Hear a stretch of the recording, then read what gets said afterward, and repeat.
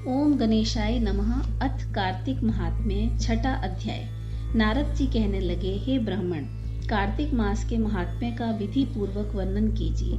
ब्रह्मा जी कहने लगे, हे नारद, तुम बड़े सज्जन पुरुष हो जो लोगों के हित के लिए ऐसे प्रश्न करते हो। अब मैं ऐसी कथा तुमसे कहता हूँ जिसके सुनने मात्र से पापों का नाश हो जाता है।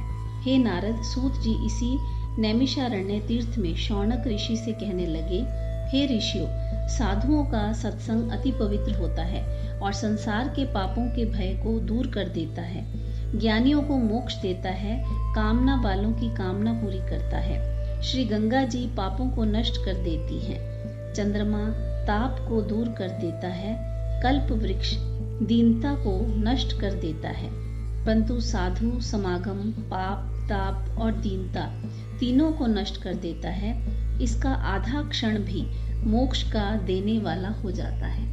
इतनी वार्ता सुनकर ऋषि कहने लगे, हे सूत जी, आप कृपा करके कार्तिक महात्म्य इतिहास तथा प्रसंग सहित सुनाइए।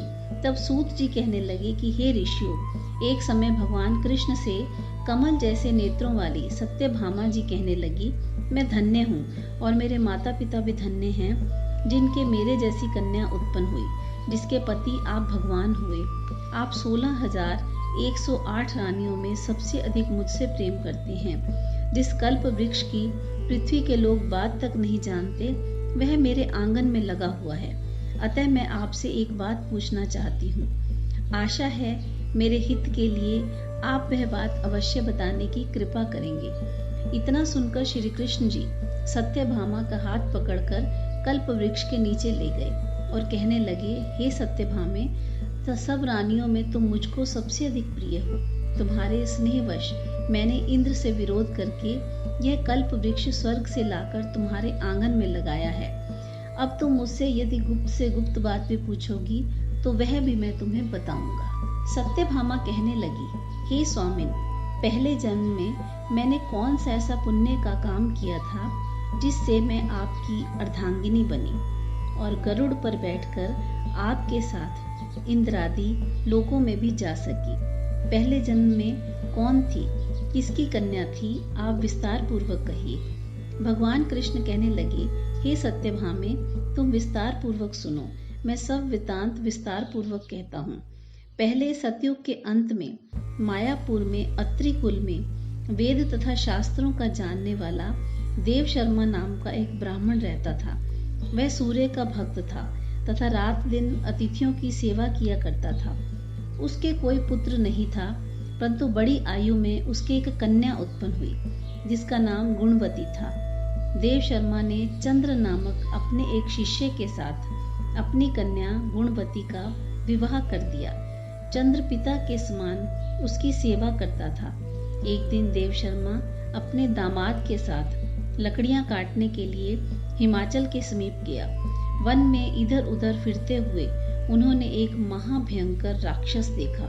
उसको देखकर वे दोनों भागने में असमर्थ हो गए। दोनों ही उस राक्षस के हाथों मारे गए, परंतु इस क्षेत्र के प्रभाव और अपने कर्मों के कारण हमारे दूतों द्वारा विमान में बैठकर हमारे लोक को प्राप्त हो गए। उन दोनों का मरण सुनकर गुणवती बड़ी रुदन करने लगी और पुकारने लगी, हे पिता, हे पति, तुम्हारे बिना मेरा निर्वाह कैसे होगा?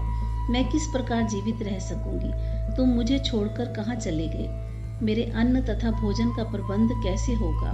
मेरे लिए अब कोई ठिकाना न रहा। इस प्रकार विलाप करती हुई वह वृक्ष की तरह मूर्छा खाकर पृथ्वी पर गिर पड़ी और जब कुछ चेतना आई तो उसने घर का सामान बेचकर उन दोनों की अंत्येष्टि क्रिया की और मेरी भक्ति में सदा तत्पर रहने लगी।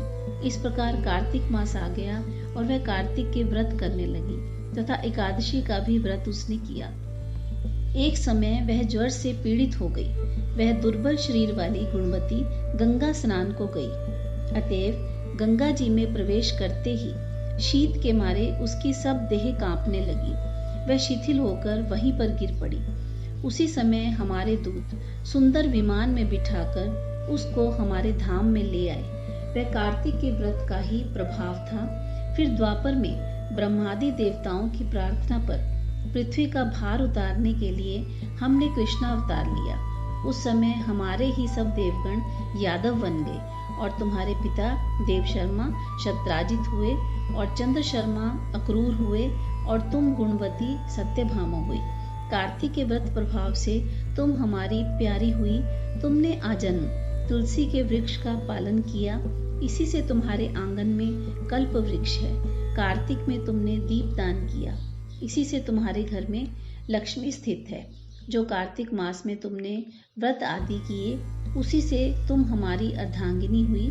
जो कोई कार्तिक मास में व्रत आदि करता है, वह हमको तुम्हारे ही समान प्रिय होता है। जय श्री कृष्ण।